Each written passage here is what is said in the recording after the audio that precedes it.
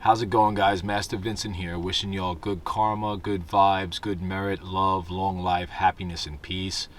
The 8 limbs of yoga are a system that help us to free ourselves from afflictions like stress, worry, anger, fear, doubt. They help us to free our soul from attachment and duality. One thing that I want everybody to know about the 8 limbs of yoga is that they are non-denominational and universal. So therefore, anybody from any religion can do this, and it doesn't conflict with any religious beliefs, but they're put together scientifically in a way that purifies your mind and your soul. When we do the asana, it increases the fire, it strengthens the body, it increases the concentration, and it speeds up the spiritual evolution, and it works to train the mind to be more organized and more graceful.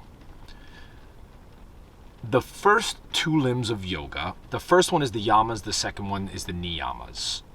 So these are universal moralities. And again, yoga puts them in a way that's fluffy, non-offensive, and non-denominational. These are universal moral laws.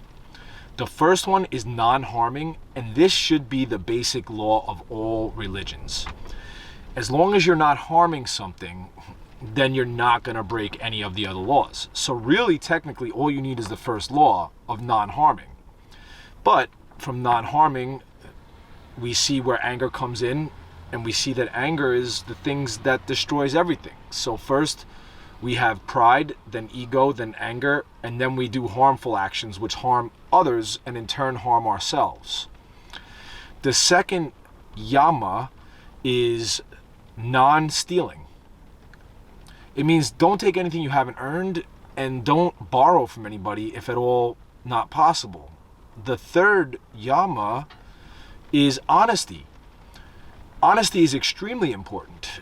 Number one, if we lie, we have to convince ourselves of the lie, and then we never see the ultimate nature of reality because we're willing to alter our reality for our own selfishness.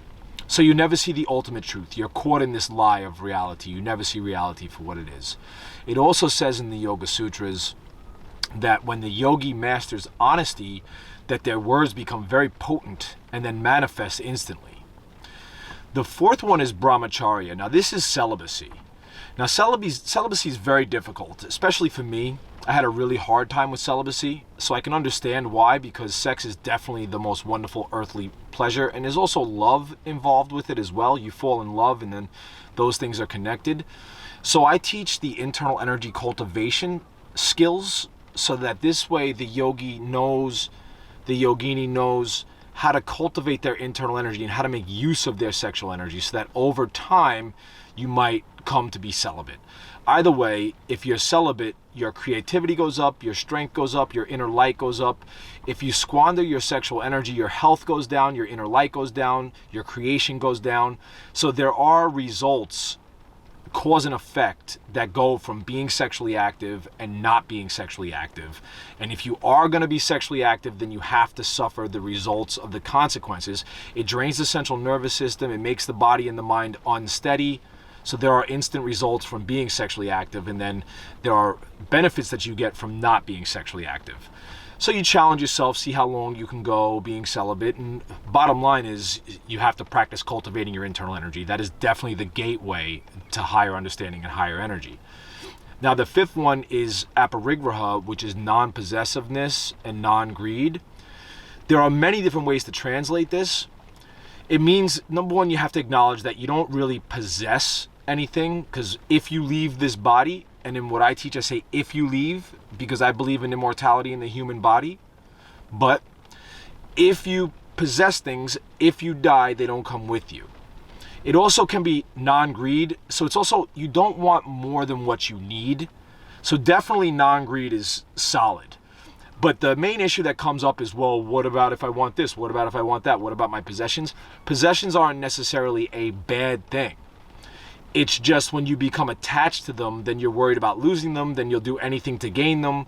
And if you're willing to break your moral code, or if your possessions are causing you stress, then they're not good.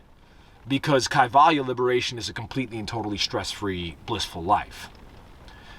Then the first niyama is cleanliness and purity. It constitutes being cleanly in your environment and also being pure of heart and doing pure actions and having pure mind. So it's purity, cleanliness. The second niyama is contentment.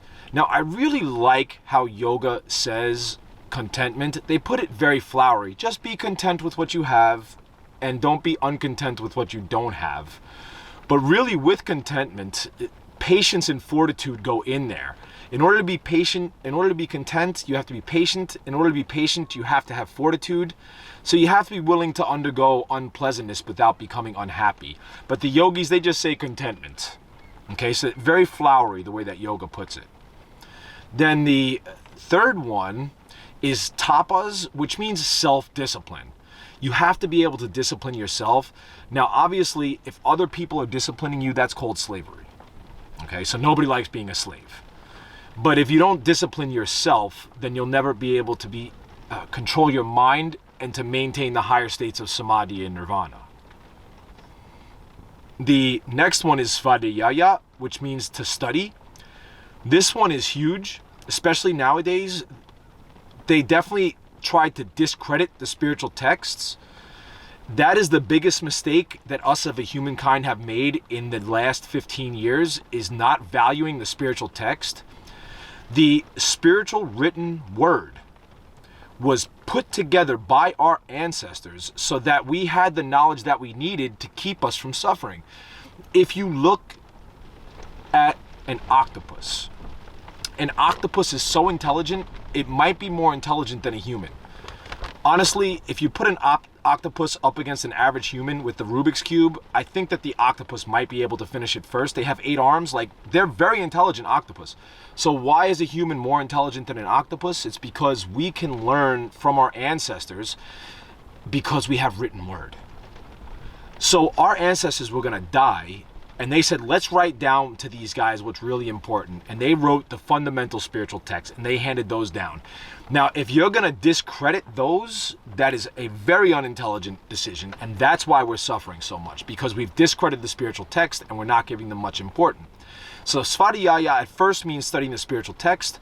In what I teach, it also means studying the sciences or just studying valuable information in general, history, things like that. Specifically the spiritual text though, but it means study. And it also means to study yourself. What are my pros? What are my cons? Where is my mind? What is my body? What am I? What's the purpose of life? Svadhyaya.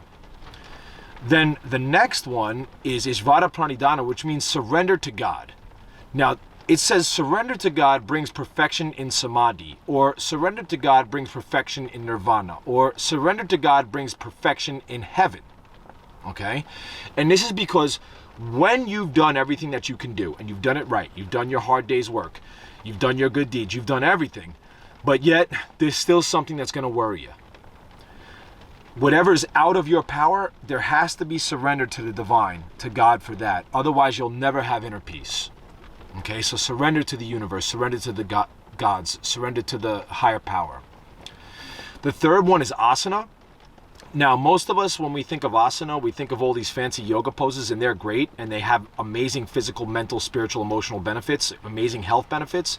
Just doing the asanas can cure disease, and they speed ahead your spiritual evolution. But in the Yoga Sutras, it says asana simply means to have a strong, comfortable, aware body. As long as you have that, the body's strong, comfortable, and aware, the mind is focused on infinity, the Yoga Sutra says that constitutes asana. The fourth limb is pranayama. Here's where we start to focus on our breath.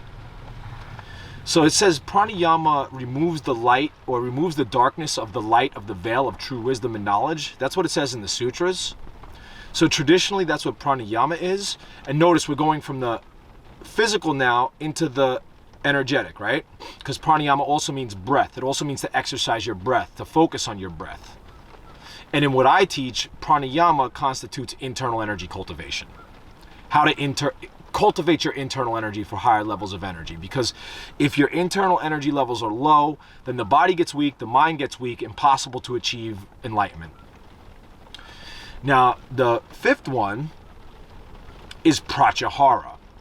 Pratyahara, it means to focus inwards towards realization of the soul instead of outwards towards physical things.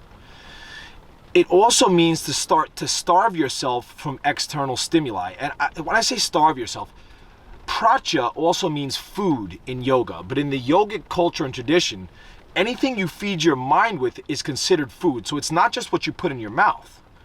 It's what you put in your eyes. It's what you put in your ears. It's what you put in your nose, in your lungs. It's everything that you decide to ingest.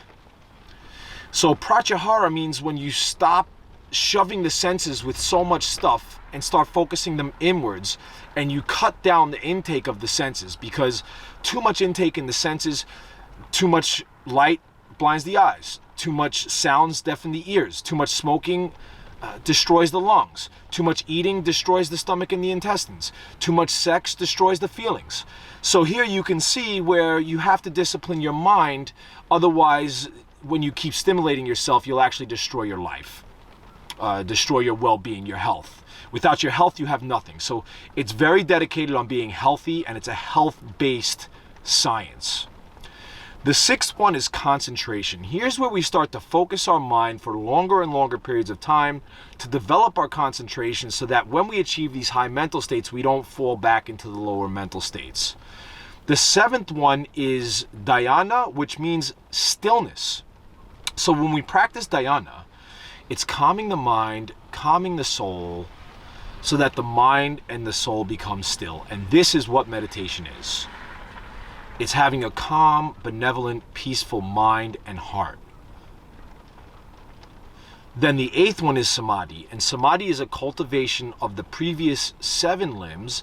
And it's where you start to reach these states of consciousness in which your soul, your mind, your emotions, your bodies are absorbed in the present moment, and then become one with the whole of totality and beyond. So if you want to know more about samadhi, it's so hard to describe, and there's so much to it, because it goes into the elements, it goes into time, it goes into space.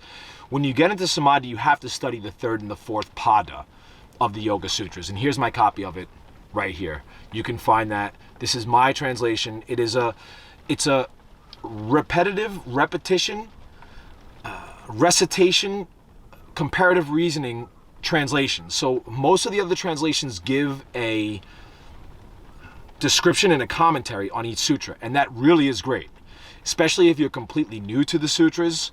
Reading one with a commentary can bring you into the know about what it is.